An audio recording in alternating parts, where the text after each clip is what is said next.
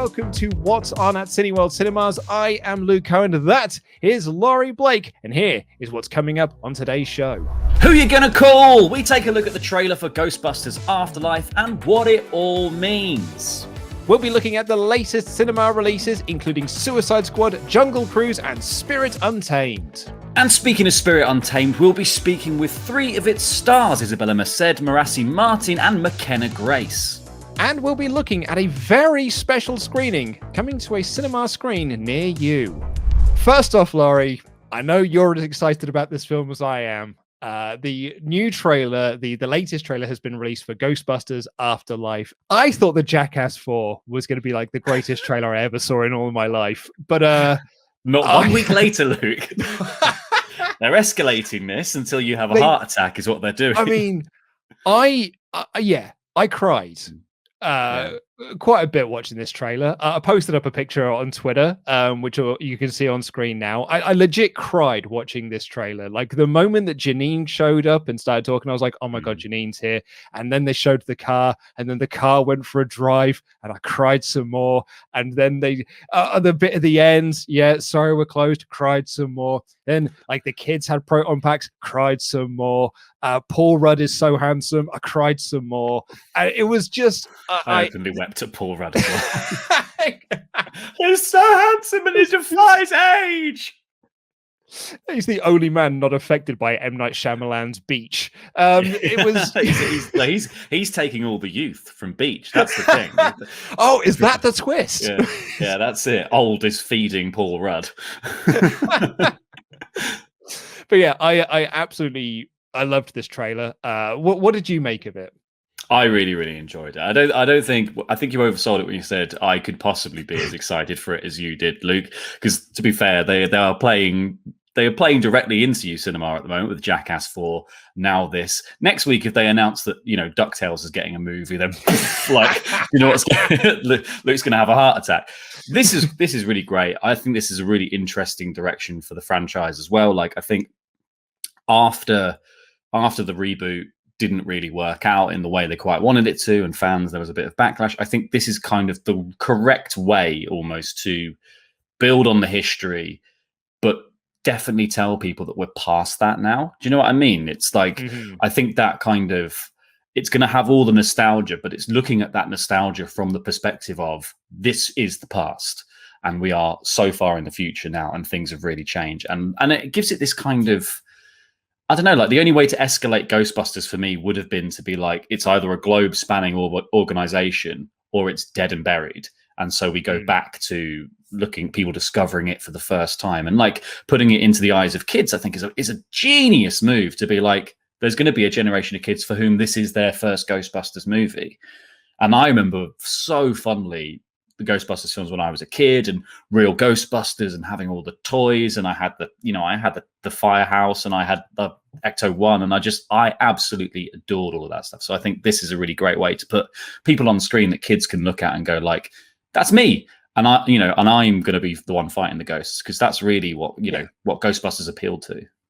Yeah, and I think you're absolutely right. Like for a new generation of kids, this is probably this is going to be their first Ghostbusters movie to go and check out. So for them to also be in the same role of a group of kids who are discovering Ghostbusters for the first time, like Phoebe Spengler in this movie she doesn't know who her grandfather was. Yeah. She doesn't know that he was Egon Spengler of the Ghostbusters who saved New York on 2 occasions in the 1980s, which let's remember here was 40 years ago. So like it is, so it's very cool now to have someone who was born within the year 2000s, like the new century, to discover that, and you can, as an audience, a younger audience will also discover that. But also for me, who is in my 30s, and I remember being lied to by my parents because my brother and my father went to go and see Ghostbusters 2 at the pictures, but that was 1989 and I was 4 years old, so they thought it would be too scary for me to go and see. So they lied to me and said they were going somewhere else because they knew that if they'd said we're going to see the new Ghostbusters movie, I'd have wanted to go too. because I was massively into the cartoon and all this sort of stuff. Anywho, so like I'm now going into this like with a nostalgic love of the original two movies, and I love the fact that we are building this new generation of kids who are discovering this. You know, we are in a world where spirits have laid dormant for 30 odd years, and they are like Spengler went to this place because he thinks that there's going to be some sort of spectral activity there, and now that spectral activity has come around just at the right time because these kids can now become the new generation of Ghostbusters. But they're still going to have Ray, Winston, and Peter show up at some point, probably in the third act of the movie. So I am like all on board for this, like every single facet about this, and the trailer is very much tapping into the nostalgia of it all. Like you can definitely see terror dogs chasing after Paul Rudd, running out the Walmart. So you got the bad guys from the original movie. I mean, Paul Rudd himself looks like he's going to be the Lewis Tully of the movie. You've got the mum who feels like she's going to be the Dana Barrett of the movie. So maybe they're going to be the ones attacked by the terror dogs. Lots of people have noticed the architecture of Ivo Shandor and like perhaps even Gozer coming out of the thing. So it very much is like, while this is a sequel to the first two, it's very much a sequel to the first one. Yeah, and I think that's a smart idea. Like that's the kind of the premium Ghostbusters in my opinion. And I think it's that's a kind of nice way to tie in. And like I think it ties in with the whole, it ties in with what we feel we kind of know about ghosts and demons and all that kind of stuff. It's like all of this stuff is cyclical anyway, from what we've learned from pop culture. So it feels right to kind of be like, this is the same thing that like your grandfather fought back 40 years ago, and now here it is resurging again, and you have to deal with it, but you also have to discover the kind of man that he was, when you just think he was some kook who moved out to this crazy farmhouse when you've got no, and then you move out because you've got no money. Like it's this huge discovery of like, yeah, sure, maybe you don't have family wealth, but you've got like a wealth of really interesting weird stuff in the basement to discover. I think it looks really, really cool, and I think that's the kind of, like I said, I think that's the right kind of story to be telling. And I think there's just going to be so many wonderful moments of,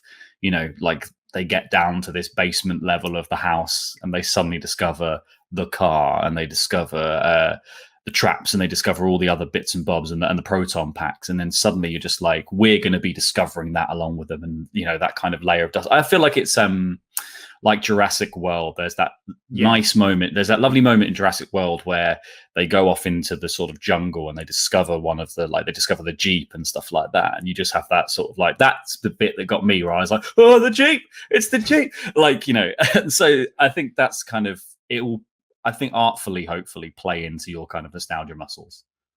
Yeah, and I think this is a smart way of doing a reboot as well, which we have seen now. You mentioned Jurassic World. I think like Jurassic World was kind of like that new generation, and Star Wars The Force Awakens, of this new generation of doing reboots, which is that they are sequels. So they are appealing to us who went to go and see them way back when, but they're also appealing to the new generation of people by saying like, and here are the new characters. We've got something for both camps here, as opposed to doing the straight reboots that we got sort of in the mid 2000s, which were basically just like, here it is again, but we've made some changes and you don't really like those changes. So I think this is just a much better way of doing this. Halloween did it really well. So this is directed by the son of the original director. This is Jason Reitman taking over from Ivan Reitman. So he has got an emotional attachment. Jason Reitman was in Ghostbusters too. He is one of the kids at the start of the movie. So like he has got an emotional attachment to this franchise as well. And I think that's going to play out on screen.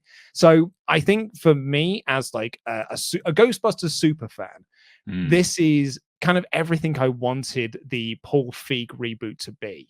That's what I wanted that film to be, which is a new generation, but is tied into the lexicon that was already pre-established. Unfortunately, it was just a straight up reboot and didn't work, because it spent the entire runtime being like, hey, do you remember the original movie? That were good, weren't it? And don't know why you're watching this one. Whereas this one is like, do you remember that original movie? Let's move on. Let's see what happens next. Like, let's move on from that, and let's see. Like we're tapping in and we're taking bits and pieces, but we're also taking the next logical step from that first one. Yeah, it's having your cake and eating it as well in this scenario. It's like you can play off every single aspect of the original to make people nostalgic for it, but it isn't in opposition to what's happening right now. Like, you're not saying that's a different universe, that doesn't exist anymore. You're saying that is entirely the past and this is the future, but we can enjoy both at the same time. One of my favorite things, last thing I'll say on this trailer actually, is that I've done many interviews over the years for books that I've worked on and sort of video projects that I've been part of. So I've interviewed lots of people who've worked with Sony Pictures, and a lot of the people I've spoke to with Sony Pictures, when they talk about like their summer blockbusters that they have made over the many years, is that they have always been looking for their next Ghostbusters. Like, because in '84 it was such a hit. It was a hit that no one expected to be the big monster hit that it was. And so every year, Sony have been chasing that Ghostbusters hit. They've been trying to find their next thing. It could have been Men in Black, but it didn't quite work out to be Men in Black. They thought it might have been Pixels. Unfortunately, it wasn't really Pixels, but they've always been trying to have their next one. Turns out Ghostbusters was the answer. Like, it was just their next Ghostbusters was Ghostbusters 3. No problem with that at all. We've got 3 big releases out this weekend. So, like, you are spoiled for choice when you go to your local Cineworld Cinema, including The Suicide Squad. Now, Laurie, you and I have both recently left London. We both left London town for pastures new. But they put up I don't know if you've seen this, the giant statue of the thingy from Suicide Squad. And Starro. Oh man, like, it was one of those moments. I saw it being shared on social media last night. Like, James Gunn was putting up videos about it, and I was like, oh, that's why you don't leave London, because you miss out on cool things like this. I was there just the other day as well. Like, god damn, like I was literally round the corner from that on Saturday night. Oh yeah, no, it looks really, really cool. Like, I feel like obviously, with the pandemic, the cinema have been waiting to have these big moments of, like, one, films going back to the cinema, but 2, the ability to do these huge publicity stunts again. And like, if you were like, you've had a while to think about this one, so they've been building this big old Starro for a while and been like, here it is. But yeah, like, I think this is one brilliant little bit of marketing. It'll look really great if that's where if the premiere is going to happen, that, like, if that's all going to be in the background for all that kind of stuff, like, and it makes you excited for the film. I think it's really, really clever, and I think this film needs wacky marketing, because it is insane. Like, the premise of this film is like 90% of the people in the film are going to die, and that is it. And they've all got powers that no one else has. Like, when you think, sometimes you look at the X-Men sometimes and you're like, wow, some of these guys have insane powers that just, like, because they just got so far down the line of, like, well, we've already got the laser man, we've already got the claw man, we've already got this, you've got psychic person, like, what do we do next? Like, this person's a big blob, this person can make a suit of armor out of magic around themselves. Like, you get really far and granular, and then you get to somewhere like in DC, like Polka Dot Guy. That's so weird, and it's going to be so good to see on screen, because I just don't think, like, the movies, generally speaking, throw out these characters because they've never been central to the storyline. They're always periphery. So I think it's going to be interesting to see these guys, like, this kind of wacky cast, take center stage, essentially. Yeah, I'm super stoked for this movie. I was chatting to a friend of mine recently who went to go see this last week, and he was like, it is gory, it is violent, it is outrageous, and it is everything you wanted it to be. So I am super stoked. I'm gonna be checking it out this weekend, because I unfortunately didn't get to go to any of the press screenings or anything, so I'm really excited to go and check this out. Similarly, this is one I'm not going to see this weekend. I'm going to try and see this in the week instead, is Jungle Cruise from Disney, starring your and my favorite, Dwayne The Rock Johnson, or Rock the Dwayne Johnson, as we like to call him around these parts. I love The Rock, I love Emily Blunt. I am hoping, I'm got my fingers crossed that this is on that Pirates of the Caribbean side of things, as opposed to the Haunted Mansion side of things, which is what you and I were talking about last week. Yeah, I'm really hopeful for this one, because I think The Rock manages, or Dwayne Johnson in this case, because it is his alter ego. His filmic alter ego is Dwayne Johnson. Like, I think Dwayne's got an amazing talent to just fully commit to any role. Like, he doesn't have, like, someone like maybe with Bruce Willis definitely has a bit about him where it's like, you can tell when he doesn't like a movie that he's in. And I think, like, Dwayne Johnson, no matter what kind of level of stuff you ask him to do, like, be a tugboat captain, like, doing a Jungle Cruise, like, he'll just go full pelt on that. And, like, I think he can make even, like, kind of the weirdest premise of, like, it's a ride that is now a movie. He will take that and treat it as seriously as it needs to be treated, and his mere presence gives it a kind of gravitas, because he's just got such good action credentials. Like, he looks like an action figure as it is. So I think, obviously there are hundreds of action figures also of Dwayne out there in the world, but like, he just gives it that real feeling of like, this is a proper blockbuster now because Dwayne's in it. So I'm excited to see what the film turns out to be. You mentioned that sort of like level of detail that he often brings to things. Like a friend of mine who went to go and see this said that, like, if you've done the Jungle Cruise ride over in Disney World, the tour guide that you have, basically the role that the Rock is playing, is full of bad puns. Like, it's full of like dad jokes and stuff. So clearly, like, Dwayne Johnson went on that ride and was like, cool, well, that's what the character is then. Like, so I want to emulate as much of this ride as possible onto the big screen. So that is what I'm going to take from this. So apparently, like, he is full of dad jokes and puns throughout the movie. And I am all on board for that.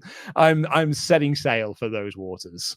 He's got the most amazing, like, knowing grin, Dwayne, I think, as well. He's just like, he will deliver that and just give you this sort of like, yeah, I did that, didn't I? Like, and he's just an incredibly charismatic man. So if anyone can make this work, it's Dwayne Johnson. And I think Emily Blunt playing opposite him is a wonderful choice as well. And I think it looks, hopefully it kind of captures that kind of pulp magic like we were talking about last week. You know, it really does harken back to kind of those 1930s serials almost.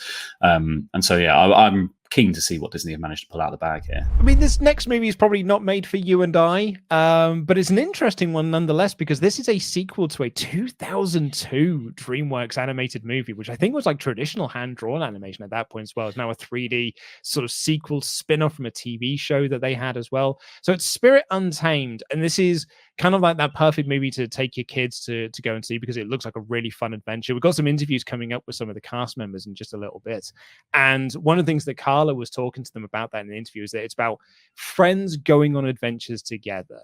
And you and I were talking last week about Jackass 4 and how about that is like friends getting together and having fun and going on an adventure. Like, that is Spirit Untamed is sort of like the other end of that spectrum, but it's still nonetheless friends having fun and adventures. And I love that sort of thing. And I think it's got that kind of the proper kids film magic of like, it's about like, most of the best kids films are about humans' relationships with animals, and it's got like, you know, I think if you've got little girls especially, then this is going to really appeal, because it's horses, and which little girl doesn't really love horses?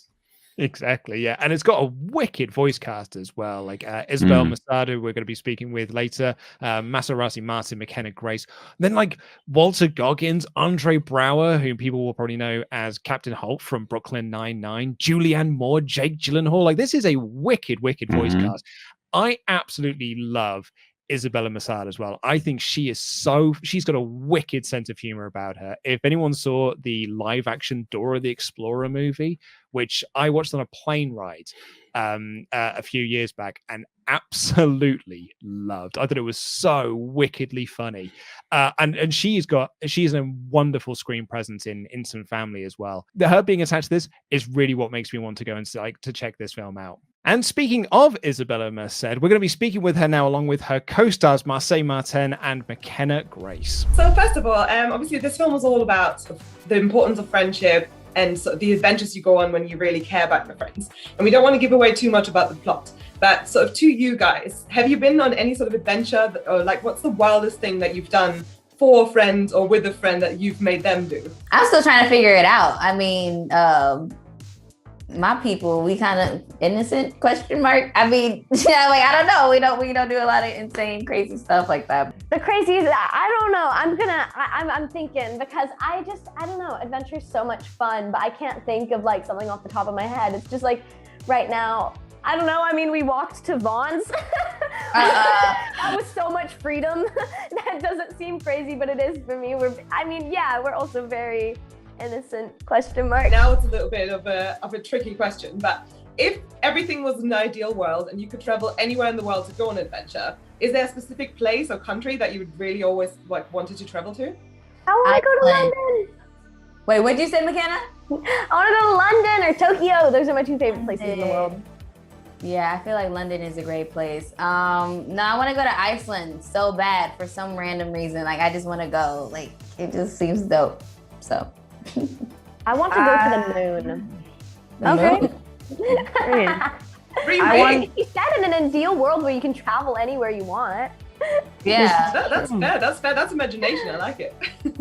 Yeah, I don't know. I've always been curious about the depths of the ocean. So if somebody offered me a free submarine trip, I would definitely want to see the bottom of the ocean, because we ain't explored that yet. What message or what feeling, if you don't want to give away a message, what do you hope that people will take away when they leave the cinema? Sort of that moment after the credits just rolled and they walk out the doors. I want them to be okay, let's go on an adventure outside. Let's go explore. I mean, with the situation of the world right now, everything is kind of opening up, but outside. So maybe it'll, with the pandemic, we've all been stuck inside and we've all kind of gotten used to doing the bare minimum. Or if we do a little bit, we get exhausted because we've just been keeping our actions limited. So maybe this will inspire them to go out and travel more. Maybe, I get excited to just go see a movie nowadays. To you personally, what is your favorite thing about seeing a film on a big screen in the cinema? Oh, I just love going to the movies so very much, whether it's with a friend or my parents or anything. It's just, I don't know, it's special because you get that, now with there's so many streaming platforms and you just sit on the couch and watch it and then you can get up and just do whatever. But even just the freedom of being able to get up and use the restroom or something watching a movie, no. If you're in a movie theater, you make sure that you went before, because there's no way that I'm missing a minute of this. It's just so nice to get all of your fun snacks and go and sit, and it's huge and it's loud and it's dark and it's just so special. And it's gonna be so cool that people are gonna get to go back after the pandemic and see this. And I'm excited. That's always been something special between my dad and I, is that we always go and watch movies together. A couple of other releases that you can check out that are still available in cinemas includes Old, which we mentioned last week, Black Widow, The Croods 2, A New Age, Space Jam, A New Legacy, and The Forever Purge. What's your pick of the week, Laurie Blake? I still think it's Old. Still very, very intrigued. I haven't had a chance to see it yet, but I'm very, very intrigued about what the big twist is, Luke. That's what I want to know. And I think there's always Paul Rudd. Yes, Paul Rudd. He's getting all the youth. But I think that's the thing, is I think M. Night Shyamalan's movies always come with that kind of feeling as the audience, is there's going to be something that blows my socks off in this. There's going to be some crazy twist that blows my mind. And I think everyone goes there sort of on that precipice of being is this the next Unbreakable? Is this the next Sixth Sense? That's what everyone wants to see from him. Is it the next Split, for instance? He's got a good hit rate for a kind of genre director as well, and I think he's got very creative ideas. And obviously, some of them don't always work out. But Old seems like one that may well be doing that. Yeah, for me, it's The Suicide Squad. That's my pick of the week. I cannot wait to check that film out. Now, here is a very interesting prospect, and one that I'm really into. I really like this idea. So this is on the 11th of August, and this is the 11th of August only. It's a secret screening. So you buy your ticket, but you do not know what film you're going to get until you sit down and the movie starts. This is open to everyone. This isn't just unlimited members. This isn't just some Cineworld's secret society thing. This is open to everyone. But it is a secret, and you do not know what film. I, as someone who can be a bit picky sometimes with the films that I go and see, there might be some unlimited screenings. So what I love about unlimited screenings really is just they kind of not force me, but they open up my opportunities to go and see films that I might not have gone to see otherwise. And that's what I really like about this. I might sit down and get a film that either A, I have seen and already loved, or B, I'm going to get a film that I've not seen and I'm not expecting, and then I get to enjoy that. So there's a lot of good stuff to come out of this. Yeah, I think you're right. I think people can get into their too entrenched in their groove with cinema, being I like these actors and I like these directors, and then it's nice to have your field of view widened with just by virtue of having sat down in a cinema and surprise, here's a film that you didn't know you're going to enjoy, but you're actually really going to enjoy it. And I think that's amazing, and how people should enjoy cinema. You should be trying to watch trying to see as many different styles and things as possible, because otherwise things evolve beyond the last one of that thing that you saw as well. So your taste evolves. So you might have been I'm only a superhero movie guy, and actually it turns out that you love French art house. Do you know what is great about this as well? Is this taps into FOMO. Because I have seen some people already who are like online and they've got their tickets sorted out to go to their local Cineworld to go, and they've pre-ordered their tickets already. And it really has made me go like, man, I really should sort mine out though, really. Like, because what I don't want it to be is something that's amazing and I miss out on it. So I do. August 11th, I'm getting my tickets booked now, so I don't miss out. I think more than anything as well, when you see what the film is, like I'm assuming the reveal happens as they play the movie. When you see what that reveal is, there's going to be a palpable reaction in the cinema, which doesn't normally happen at the point where it's like, hey, this is the film. Like, there's going to be something really interesting and like people cheering or clapping or whatever it is. Like, people suddenly, their interest is piqued all at the same time. And lastly, before we get out of here, let's look at what unlimited screenings we've got coming up this week. On August 3rd is Stillwater. On August 5th, we have Zola. The Nest is screening on August 10th. And then on August 14th, Snake Eyes G.I. Joe Origins. I think Stillwater is one of the movies that we haven't really talked about before, which is the new Matt Damon movie. And I've seen a few people who have seen it already say, like, this is Matt Damon back on, like, Matt Damon at his most Matt Damon best. He's got a very lovely goatee beard in it. I'm a Matt Damon fan, so this is one that I will be checking out. But that's all we've got time for on this edition of What's On at Cineworld Cinemas. You can get your tickets for any of the films that we have discussed today, including that secret screening, using the links in the video description down below. Please also check out the full interviews that we've got with the cast and director of Spirit Untamed. We've got another interview coming up next week with some of the cast members of Jungle Cruise, which we're very excited to show to you as well. But for now, click the links down below. Please subscribe if you haven't already and give this video a thumbs up. I've been Luke Cohen, that has been Laurie Blake, and that has been What's On.